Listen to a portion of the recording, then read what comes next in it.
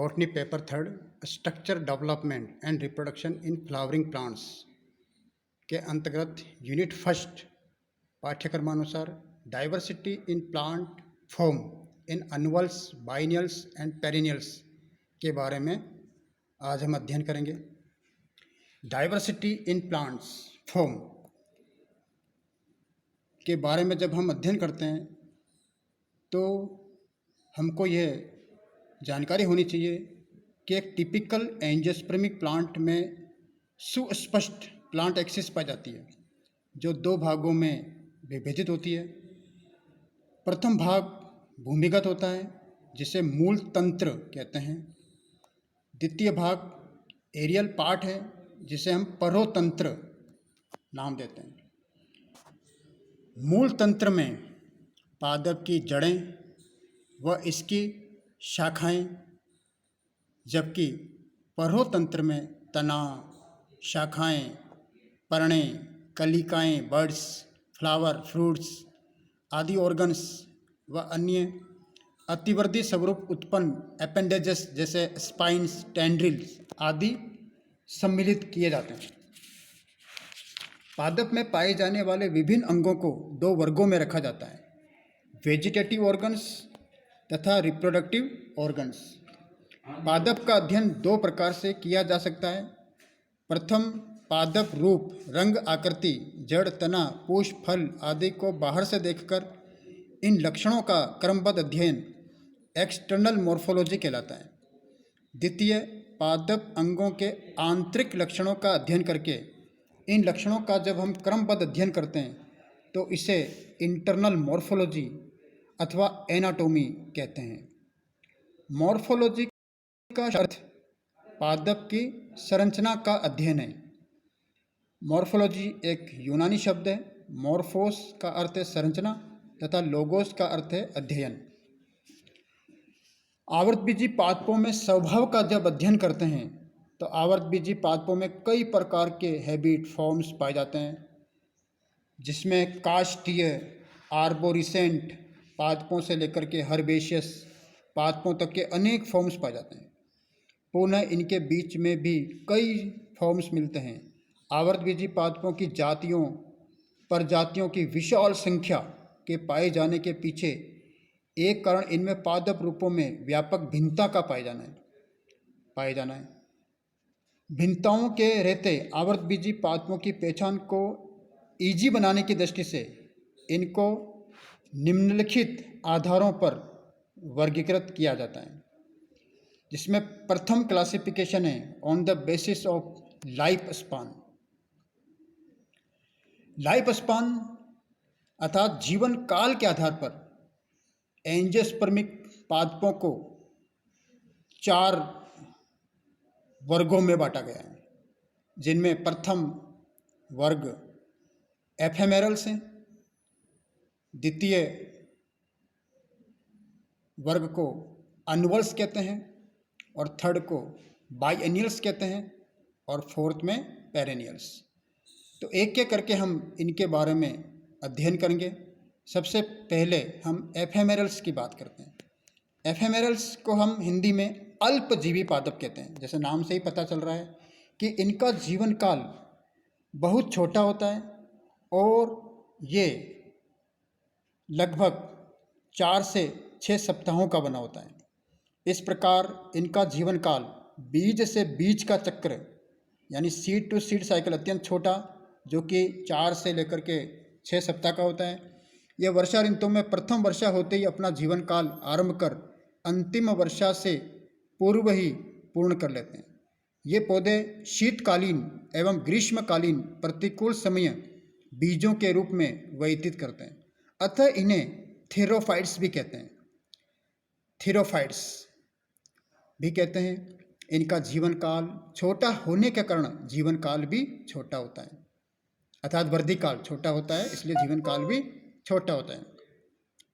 पादप का कायिक भाग जल की कमी के कारण लंबे समय तक जीवित नहीं रहता, इसलिए अधिकांश समय बीज के रूप में डोरमेंट रहकर व्यतीत करते हैं। इस प्रकार के पादप प्राय डेजर्ट हैबिटेट, एरिड जोन्स तथा एल्पाइन रीजन्स में पाए जाते हैं। इनमें छोटे शाकीय पौधे सम्मिलित किए गए हैं, जिसमें कुछ उदाहरण इस प्रकार से हैं। इसमें है मोलुगो सर्वियाना, कलियोम विस्कोसा, गाइसिकिया फार्टिस, एस्ट्रेगेलस वायोला आदि। इनमें कुछ पादप तो बहुत ही अल्पकालिक होते हैं, जैसे मोलुगो सर्वियाना। इनका जीवन काल मात्र 10 से लेकर के 15 दिन का ही होता है। दूसरा जो लाइफ फॉर्म है उसे हम एनुअल्स कहते हैं, एक वर्षीय पादप कहते हैं। नाम से ही पता चल रहा है कि इनका जीवन काल 1 वर्ष में पूर्ण हो जाता है, अर्थात पादप 1 वर्ष के चक्कर में बीज अंकुरण से लेकर के पुनः बीज निर्माण की प्रक्रिया पूर्ण कर लेता है। इसी काल में कायिक व जनन वृद्धि पूर्ण करता है। अल्पजीवी पादप को भी इस श्रेणी में रखा जाता है, किंतु 1 वर्षीय पादपों की तुलना में अल्पजीवी पादपों का वृद्धि काल और भी छोटा होता है। 1 वर्ष अवधि का तात्पर्य यहाँ कुछ उदाहरणों में 1 सीजन से होता है। हालांकि ये पादप अपना जीवन काल पुनः उसी अमिक ऋतु के आने पर ही प्रारंभ करते हैं, अर्थात प्रथम बीजांकुरण से आगामी बीजांकुरण तक की कुल अवधि 1 वर्ष हो जाती है। 1 वर्षीय पादप अपने जीवन काल में 1 बार ही पुष्पों का निर्माण करते हैं।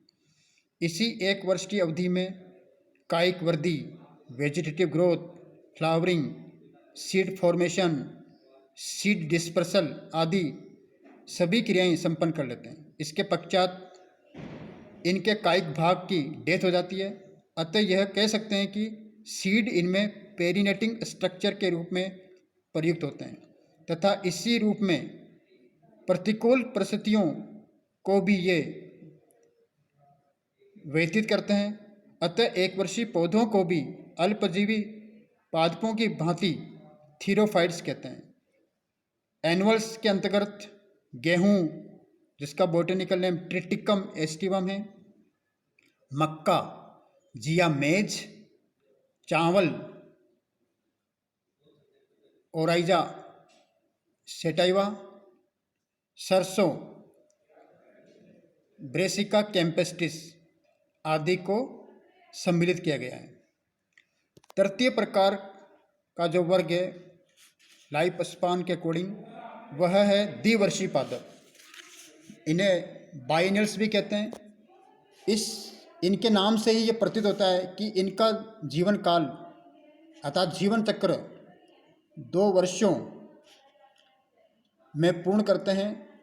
प्रथम वर्ष में तो ये पादप अपनी वेजिटेटिव ग्रोथ के दौरान जड़, तना एवं पत्तियां उत्पन्न करता है तथा द्वितीय वर्ष यानी सेकेंड ईयर में इनमें रिप्रोडक्टिव फेज आरंभ होती है, जिसके अंतर्गत फ्लावर, फ्रूट्स व सीड्स आदि का निर्माण करता है।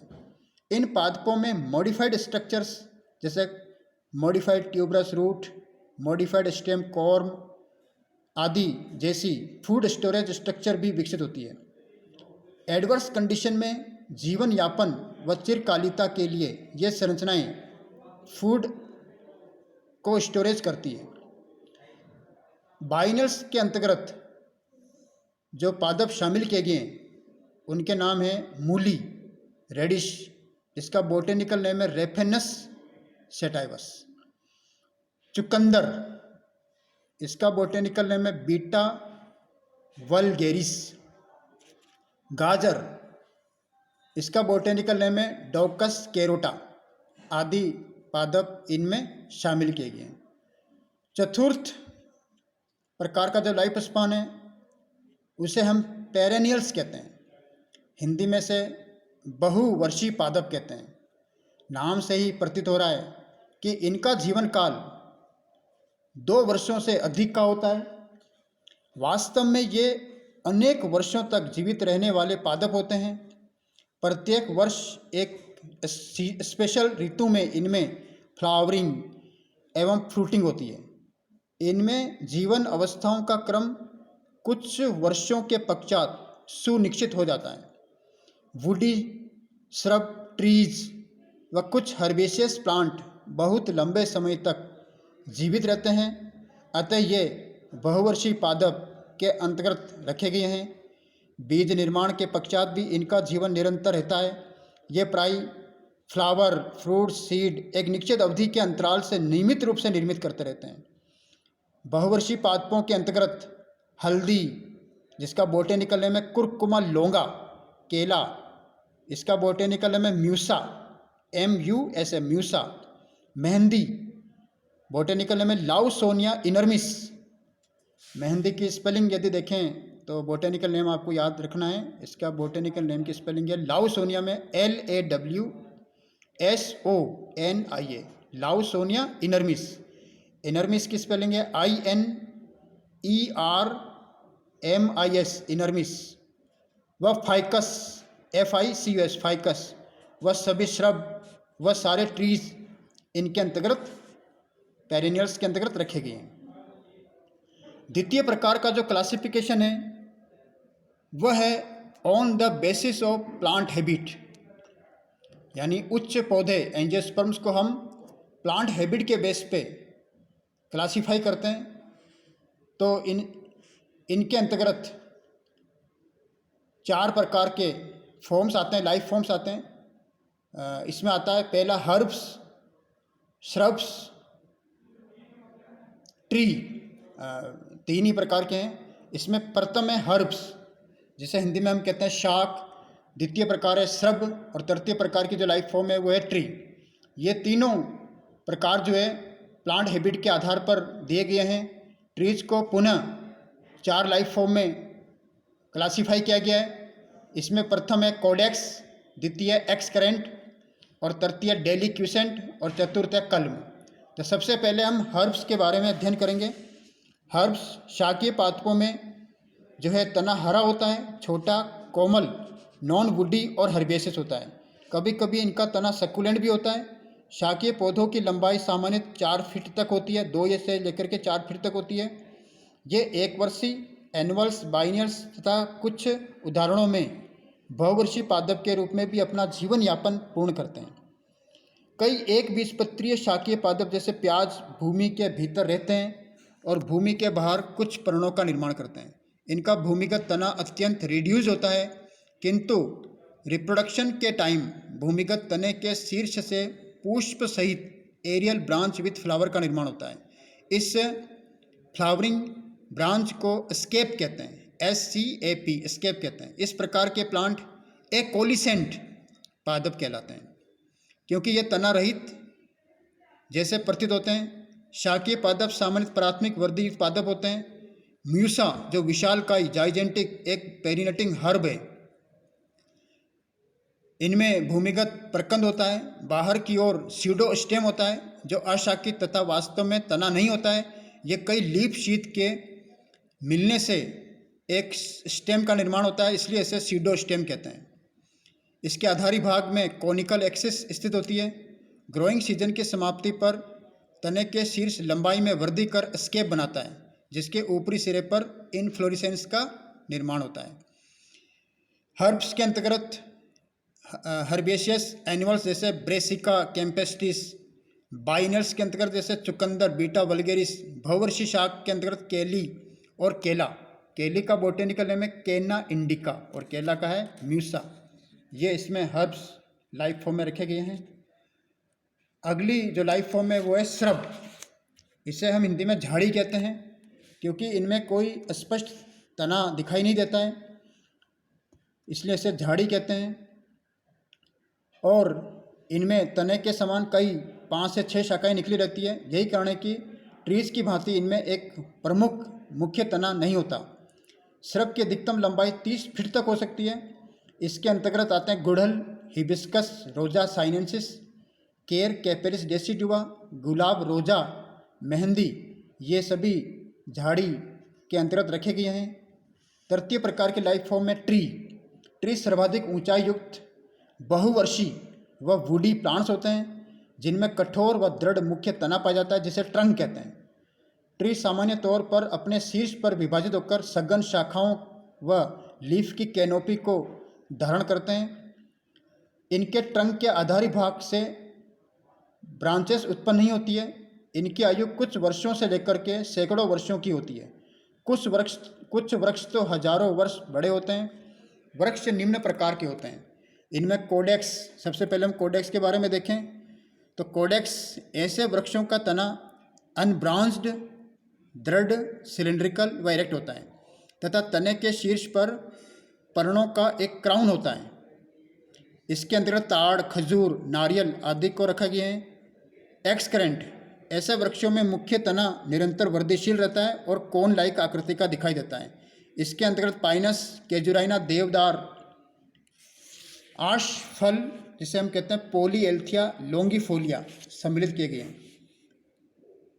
तृतीय है डेलिक्विसेंट, जब वृक्ष में पार्श्व शाखाएं मुख्य अक्ष की तुलना में अधिक वृद्धि करती है तो वृक्ष गोलाकार व विस्तृत गुंबदाकार आकार ले लेता है। इनके अंतर्गत बरगद, नीम, पीपल आदि रखे गए हैं। चतुर्थ प्रकार की जो लाइफ फॉर्म है वो है कल्म, इसे हिंदी में कहते हैं संधि स्तंभ। संधि स्तंभ पादप समृद्ध घास प्रकार के होते हैं।